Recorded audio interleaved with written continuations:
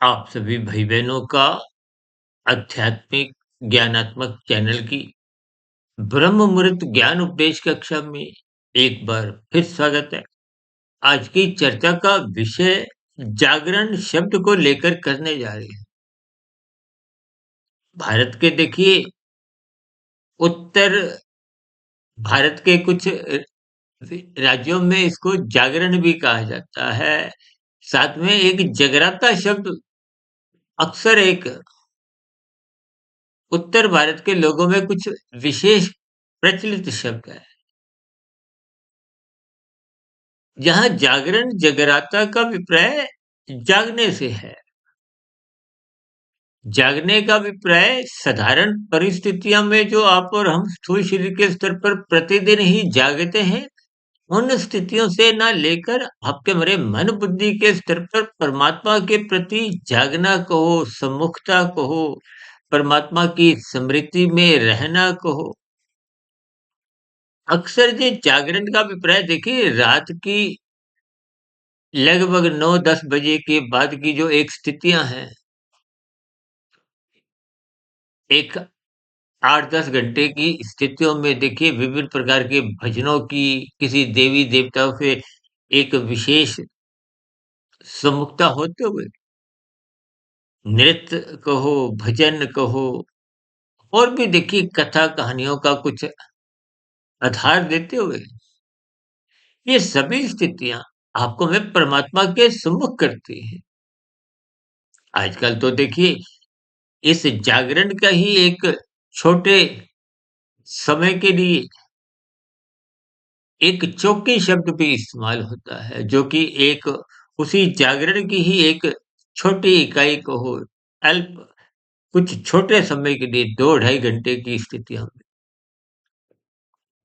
देखिए, इन सभी प्रचलित शब्दों को मैं इसलिए बीच-बीच में चर्चा में ले रहा हूँ ताकि आपका हमारा एक परमात्मा के प्रति किसी भी भाव से रुचि जगे, क्योंकि मनुष्य जोनि कर्म जोनि है, साधना जोनि का एक अवसर है।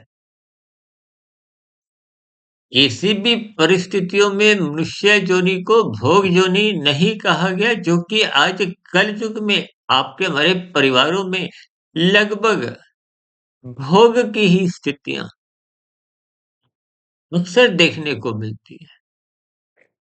और भोगने का अभिप्राय देखिए आज 24/7 विषय भोगों की आसक्ति आप अपने व्यवहार में, अपने दिनचर्या में, अपने जीवन में देख ही रहे हो। उस भोगों की आसक्ति से हटने के लिए,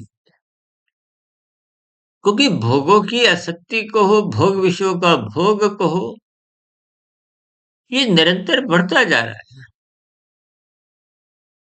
सुख सुविधा के साधन, आरामदायक स्थितियां आपके हमारे जीवन में बढ़ती जा रही है।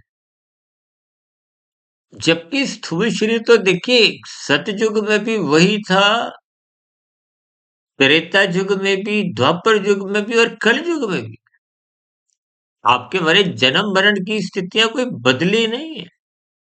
आपके हमारे शरीर की जो एक प्रक्रिया है, जो भीतर की बाहर की जो एक स्थितियां हैं, उसमें कोई बदलाव नहीं आता।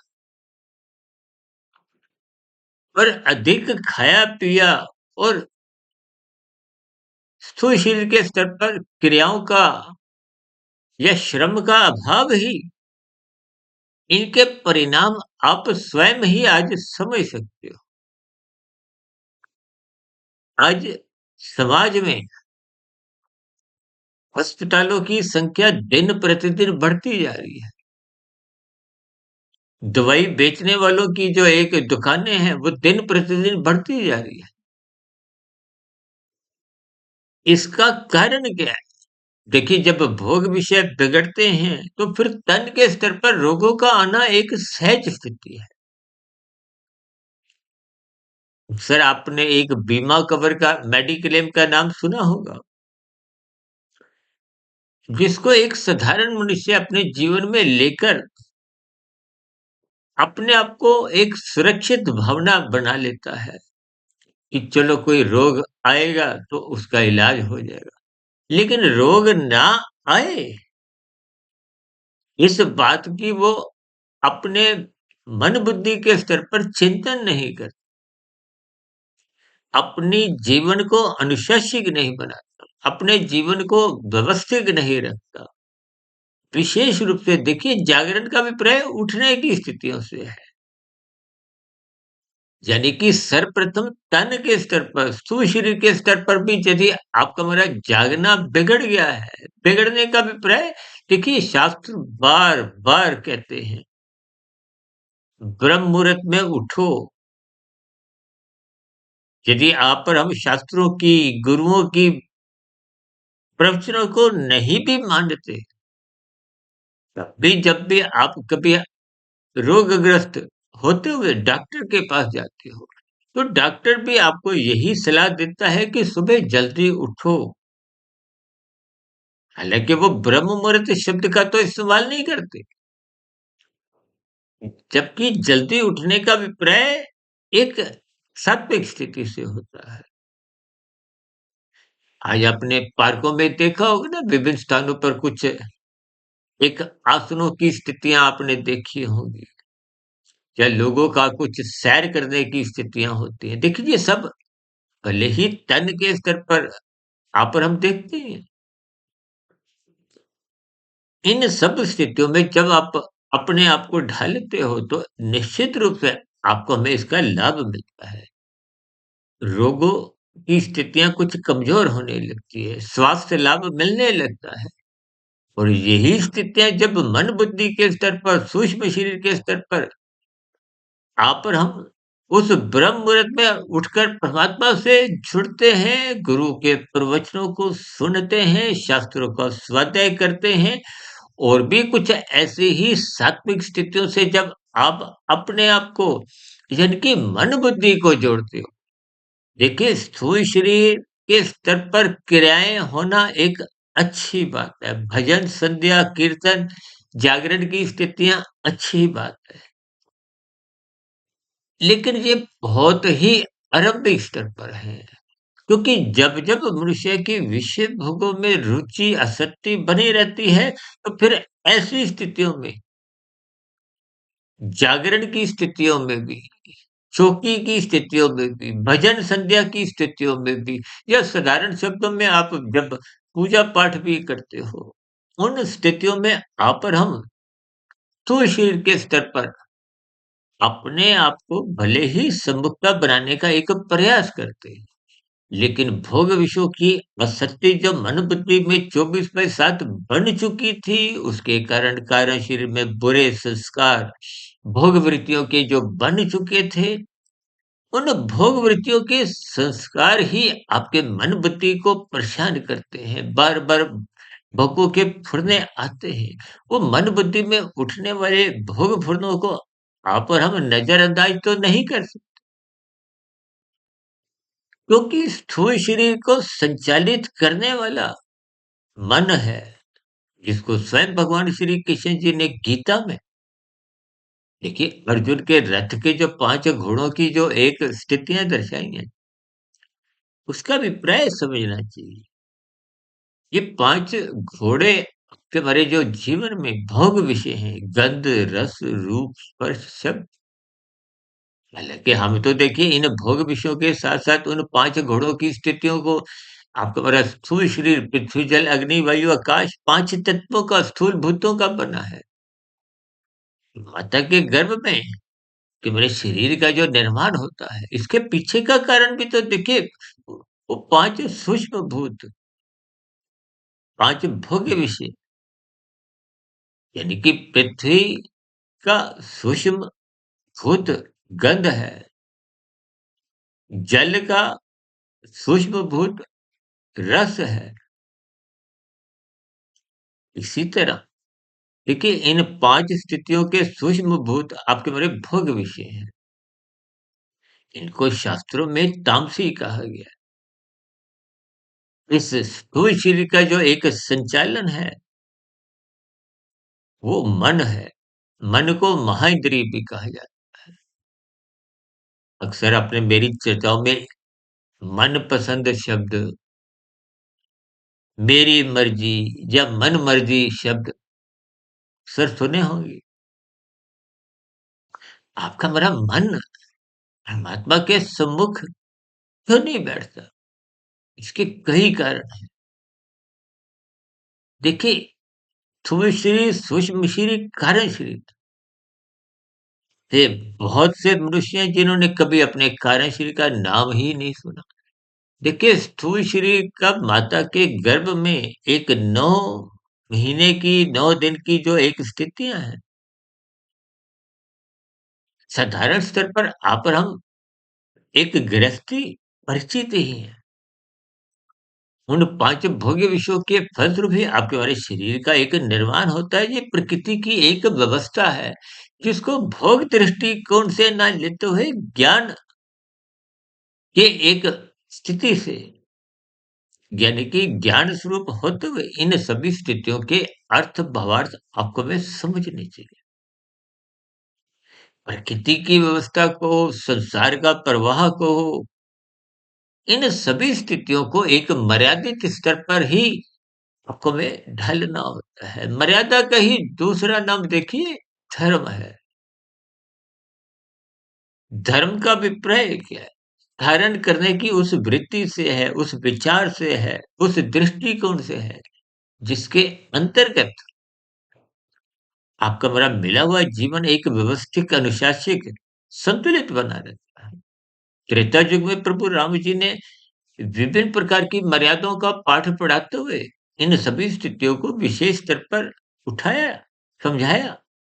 और यही ज्ञान में स्थितियां धर्म से जोड़ते हुए भगवान श्री कृष्ण जी ने अर्जुन के रथ के 5 घोड़ों की लगाम को अपने हाथ में रखते हुए उस मन को बुद्धि के अधीन, और बुद्धि का अभिप्राय सात्विक बुद्धि से है।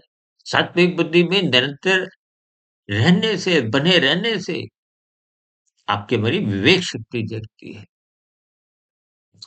और विवेक शक्ति जगने से ही वो मन को अपने नियंत्रण में रख पाती है।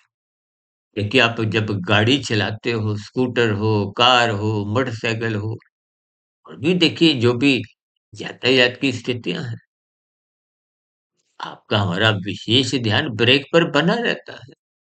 लेकिन अपने जीवन रूपी गाड़ी में इस ब्रेक को, इस जागरण को, इस सात्विक स्थिति को, इस गुरु शब्द की जो एक प्रवचनों की स्थितियों से, ज्ञानमय स्थितियों से, शास्त्रों में जो स्थितियां समझाई गई हैं, देखिए इन सभी स्थितियों को आप और हम जितना जितना ज्ञान पूर्वक समझते हैं, क्योंकि ज्ञानमय स्थितियों का अभिप्राय सत्व गुण से है।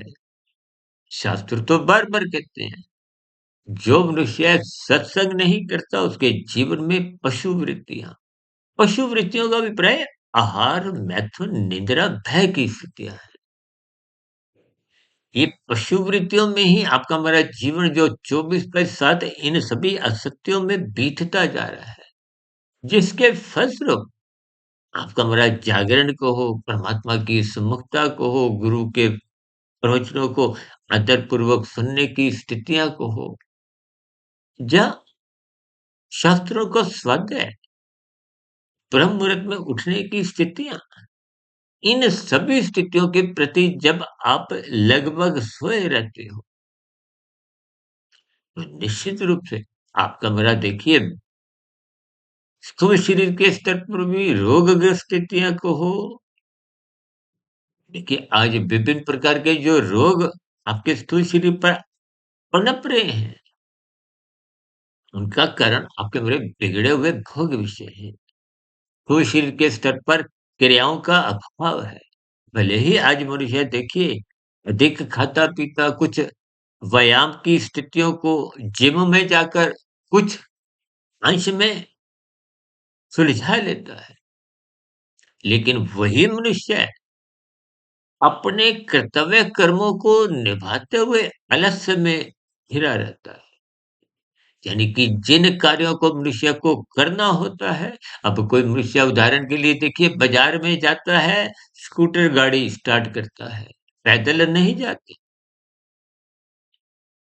जबकि वही स्थितियां आप पर हम जिम में जाकर एक नकली स्तर पर विभिन्न प्रकार की दौड़ लगाते हैं। देखिए, ये सभी स्थितियाँ कभी-कभी आपको हमें सुनने में अच्छा नहीं लगता। मैं भी देखिए बोलने में कुछ अच्छा नहीं लगता। लेकिन स्थितियों में इन सभी स्थितियों की जानकारी लेने के लिए, समझने के लिए या यूँ कहो कि अपनी ज्ञान में स्थिति मजबूत करने के लिए, अपनी जागृत अवस्था बढ़ाने के लिए, अपने जागरण की स्थिति बढ़ाने के लिए, क्योंकि जागरण का अभिप्राय देखिए स्थूल शरीर के स्तर पर भी है, सूक्ष्म शरीर के स्तर पर विशेष रूप से है। क्योंकि स्थूल शरीर का संचालन मन के हाथ में है और मन का संचालन बुद्धि के हाथ में है, जिसका ज्ञान उपदेश स्वयं भगवान श्री कृष्ण जी ने उस लगाम को अपने हाथों में रखते हुए यही एक ज्ञान उपदेश दिया। इन सभी स्थितियों को देखिए हम कहीं न कहीं पिछले लगभग 6 वर्षों से, क्योंकि हमारी तो देखिए पिछले 6 वर्षों से लगभग 3100 के आसपास वीडियो हमने प्रसारित कर भी चुके हैं। देखिए, ब्रह्म मुहूर्त ज्ञान उपदेश कक्षा में हम कुछ गंभीर विषय उठाते हैं। आध्यात्मिक ऑक्सीजन में लघु ज्ञान संदेश के रूप में एक साधारण कुछ शब्दों की, कुछ पंक्तियों को आधार लेते हुए, कुछ जैसे ब्रेकिंग न्यूज़ में कुछ बात कह दी जाती है। और शाम को प्रश्नोत्तर ज्ञान कक्षा में हम आप भाई-बहनों के कुछ प्रश्नों के निवारण के लिए, शंकाओं का निवारण के लिए, जो साधारण परिस्थितियों में संसारी स्थितियों को आधार में लेते हुए चर्चा को प्रकृति के 3 गुण तमोगुण, रजोगुण और सत्वगुण से जोड़ते हैं और आपके हमारे जो 3 शरीर, स्थूल शरीर, सूक्ष्म शरीर, कारण शरीर, देखिए 84 लाख प्रकार की योनियों का संबंध स्थूल शरीर से है। कारण शरीर, सूक्ष्म शरीर ये तब तक बने रहते हैं तक मोक्ष की या मायातीत की स्थिति बनती नहीं है। अक्सर हम अपनी चर्चाओं में बार-बार कहते हैं ना, स्थूल शरीर के रहते-रहते आप अपने कारण शरीर को सुधार ला सकते हो और सुधार लाने के लिए ही ये देखिए सेवा, सत्संग, स्वाध्याय, ये सत्संग की स्थितियाँ, स्वाध्याय की स्थितियाँ, जागरण की स्थितियाँ और भी देखिए जीवन में जैसी-जैसी स्थितियाँ आप आध्यात्मिक उन्नति के दृष्टिकोण से बनाते हैं, वही आपके हमारे जीवन की एक कमाई है। यदि स्थूल शरीर के रहते-रहते कारण शरीर पूर्ण रूप से शुद्ध हो जाता है, जो कि देखिए कलयुग में एक साधारण परिस्थितियों में बहुत ही एक कठिन कार्य है। लेकिन इस कठिन कार्य की दिशा की ओर हमें प्रयास करते रहना चाहिए और प्रयास करने के दृष्टिकोण से ही इस शास्त्रों में विभिन्न प्रकार की कथा कहानियां, एक कीर्तन, जागरण, चाहे चौकी की स्थितियां आप लगाओ और अभी कुछ समय पहले तो आपने देखा ही था कुंभ का मेले की एक स्थितियां थी। देखिए तीर्थ स्थलों पर आप किसी भी उद्देश्य से जाओ, कहीं न कहीं कुछ सात्विक वृत्तियाँ जगती हैं। देखिए, आप जैसा-जैसा संग करते हो, हालाँकि देखिए तन के स्तर पर ये प्रभाव मात्र 1% का ही रहता है। क्योंकि हम तमोगुण को 1, रजोगुण को 10 और सत्वगुण को 100 से संबोधित करते हुए इस सूत्र के पीछे का कारण ये बताते हैं कि एक हमारा स्थूल शरीर, ये पृथ्वी, जल, अग्नि, वायु, आकाश का ये तमोगुणी स्थितियों का है और तमोगुण को हम अपनी चर्चाओं में एक, यानी कि कभी-कभी हम यहाँ तक भी कहते हैं कि श्रद्धापूर्वक किए गए सत्संग का भी को हमें लाभ 1% की एक आरंभिक स्थिति तक ही होता है। उस किए गए सत्संग का फिर आपको मन बुद्धि के स्तर पर, यानी कि सूक्ष्म शरीर के स्तर पर एक समय के रहते हुए चिंतन करना अनिवार्य है। देखिए, आपके हमारे घरों में दूध आता है, ब्रेड आती है और भी देखिए सब्जियाँ, फल कितनी ही स्थिति है। सबकी कुछ एक्सपायरी डेट होती है। एक्सपायरी डेट का अभिप्राय कमजोरी को हो, धूमिलता को हो, ये गुणों का स्वभाव को हो। देखिए तमोगुण, रजोगुण और सत्वगुण अक्सर हम 1, 10, 100 से इसको संबोधित इसी दृष्टिकोण से करते हैं कि श्रद्धा पूर्वक सत्संग करना 1% की सफलता है। फिर मन बुद्धि के स्तर पर समय के रहते हुए पर चिंतन करो, मनन करो। ये प्रक्रिया आरंभ होते ही वो एक 10% की, देखिए ये सूक्ष्म शरीर भीतर की एक स्थितियां हैं। शास्त्रों में तो यहाँ तक कहा गया ना, मन ही बंधन का कारण है, मन ही मोक्ष का कारण। बंधन का अभिप्राय शक्ति से है। ये 24/7 विषय भोगों की आसक्ति को हो, आपके मरे बिगड़े हुए भोग विषय को हो, ये आसक्ति जितनी मजबूत होगी फिर उतना मन, देखिए देखिए भोग विषयों की आसक्ति मन के कारण है। और मन पर यदि बुद्धि का नियंत्रण ही नहीं है, देखिए बुद्धि भी तो सात्विक रहती है, राजसी होती है, तामसी होती है।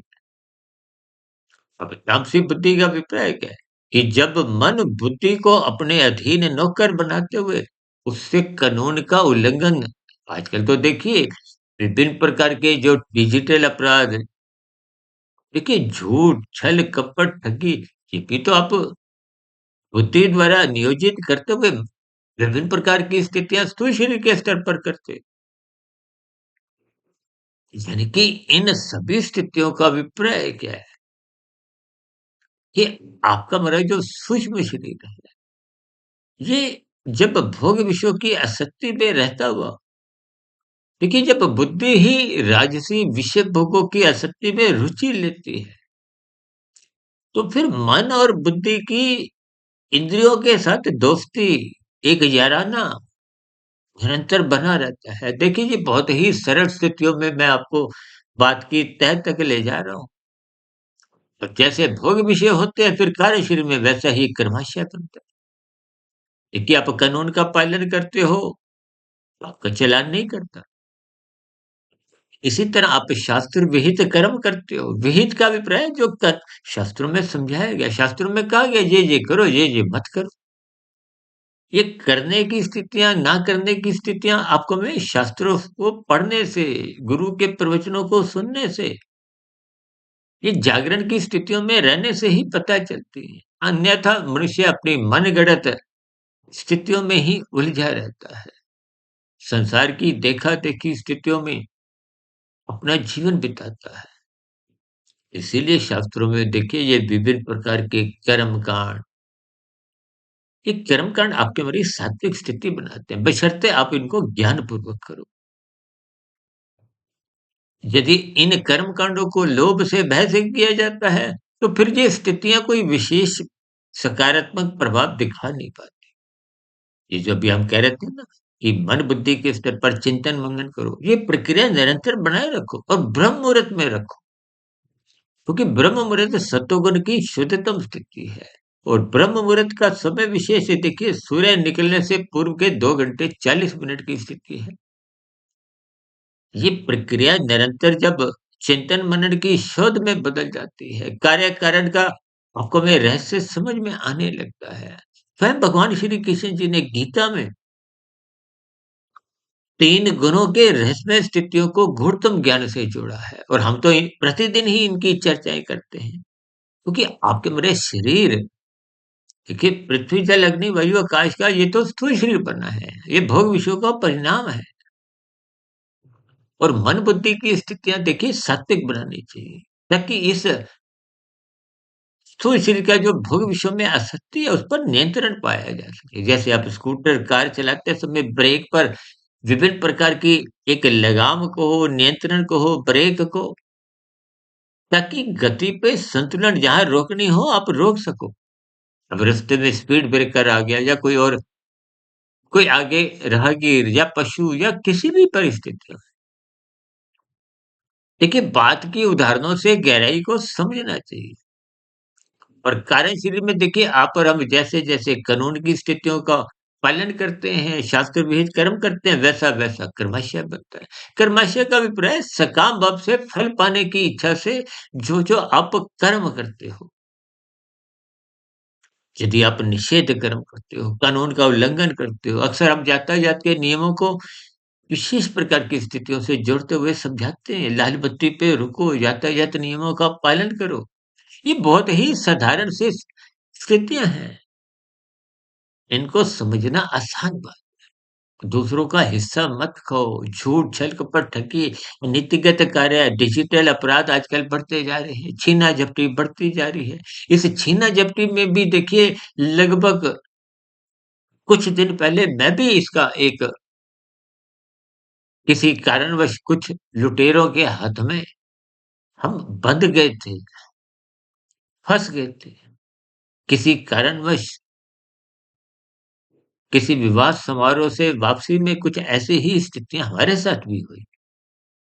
लेकिन परमात्मा की कृपा से वो लूटने वालों ने कुछ एक साधारण स्थितियों में वो जो लूटी गई स्थितियाँ थी, उनमें कुछ अनमोल स्थितियों को वो लूटने से वंचित रह गए और हम परमात्मा की कृपा से बच गए। तो ये सभी स्थितियाँ देखिए, जो कोई भी देखिए इन कार्यों में संलग्न है, तो उनका तो देखिए पाप कर्मों का कर्मशः बहुत तेजी से बढ़ता है, क्रमशः बढ़ता है, संस्कार बुरे बनते हैं। ये सब कारण शरीर की स्थितियाँ। इसलिए हम बार-बार कहते हैं, कारण शरीर को बिगड़ने मत दो। क्योंकि जब-जब आप कुसंग करते हो, देखिए कुसंग आरंभ से ही स्थूल शरीर के इंद्रियों के साथ-साथ मन बुद्धि में प्रवेश करता हुआ सूक्ष्म शरीर में अपनी जगह बना लेता है। क्योंकि बुराई में आपका हमारा बुद्धि, मन बुद्धि निरंतर चेत रहते हैं। तो फिर आरंभ से ही बुराई का प्रवेश स्थूल शरीर, सूक्ष्म शरीर से होता हुआ, वो बहुत जल्दी कारण शरीर में एक कर्माशय और संस्कार के रूप में पहुँच जाता है। और वही हमारी आत्मा के ज्ञान को अवरुद्ध करती है, परमात्मा से विमुख करती है, गुरु के प्रवचनों को सुनने नहीं देती, ब्रह्म मुहूर्त में उठने नहीं देती। इसलिए कहा गया है, जागरण करो, परमात्मा की सम्मुखता बढ़ाओ, कर्मकांड ज्ञानपूर्वक करो। देखिए, ये सभी सात्विक स्थितियाँ जब निरंतर में बनी रहती हैं, इसलिए तो भारत जैसे देश में देखिए विभिन्न प्रकार की एक सात्विक स्थितियाँ, कर्मकांड की स्थितियाँ बनाई गई। भारत में तो देखिए ये जो साप्ताहिक दिनों का जो एक स्थितियाँ हैं, सोमवार, मंगलवार, बुध, वीर, शुक्र, शनि, इतवार, इनको भी किसी न किसी देवी-देवता से जुड़ते हुए परमात्मा की सम्मुखता बनाने के लिए हमारे पूर्वजों ने देखिए वेदों का ज्ञान तो अपरिचय है। उस वेदों के ज्ञान का सरलीकरण मायातीत महापुरुषों ने उपनिषदों में किया। उपनिषदों का भी और सरलीकरण मायातीत महापुरुषों द्वारा विभिन्न पुराणों में कथा कहानियों का रूप धारण करते हुए देवी देवताओं से जोड़ते हुए उन सभी स्थितियों पे प्रकाश डाला।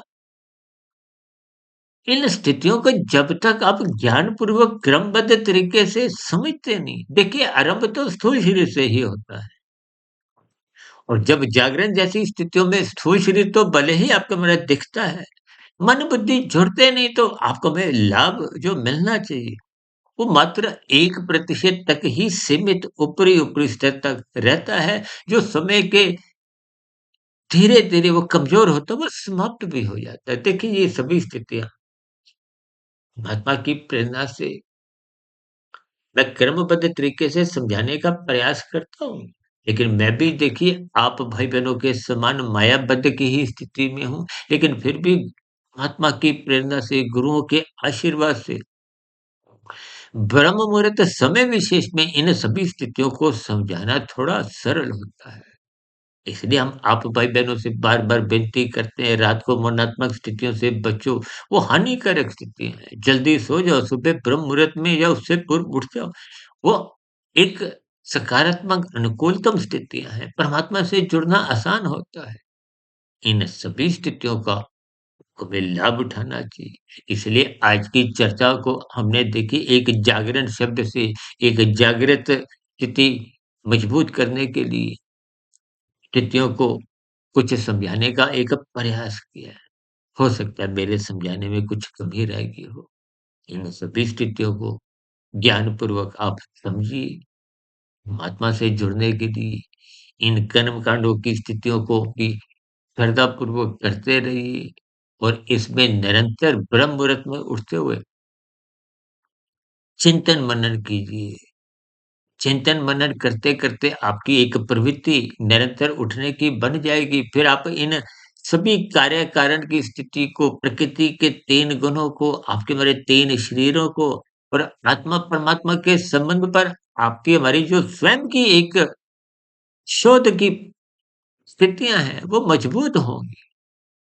जिसके फलस्वरूप वो कार्य शरीर में जाके शुभ संस्कार का रूप लेते हैं। और पहले के जो बुरे संस्कार, जो आपको हमें जागरण की स्थितियों में भी मन बुद्धि के स्तर पर जब स्थित नहीं करते थे, उन बुरे संस्कारों को कमज़ोर करते हैं, समाप्त करते हैं और शास्त्रों में तो उस स्थिति विशेष को ही एक पूर्ण स्थिति दग्ध बीज से जुड़ा है। यानी कि जब बुरा संस्कार जल जाता है, जैसे अभी देखिए अंधकारमय स्थितियाँ हैं, भी प्रकाश जैसे-जैसे आएगा, तो ये अंधकार छँट जाएगा, भाग जाएगा।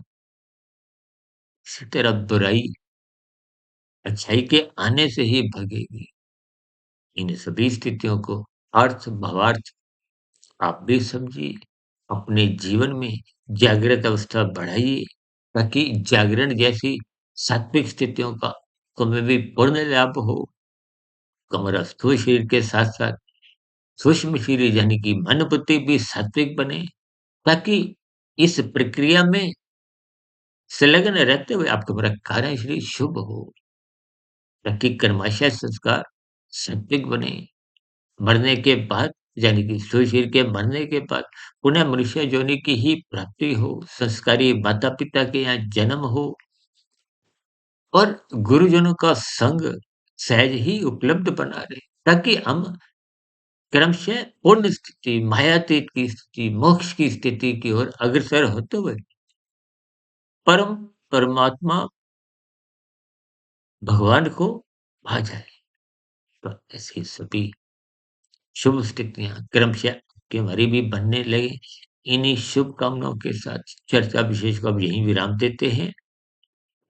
दिन में लघु ज्ञान संदेश में, शाम को सर्व कल्याण वृक्ष की प्रश्नोत्तर ज्ञान कक्षा में और कल सुबह पुनः ब्रह्म मुहूर्त ज्ञान उपदेश कक्षा में पुनः मिलेंगे। तब तक सुधीर भाटिया फकीर को इजाज़त दें।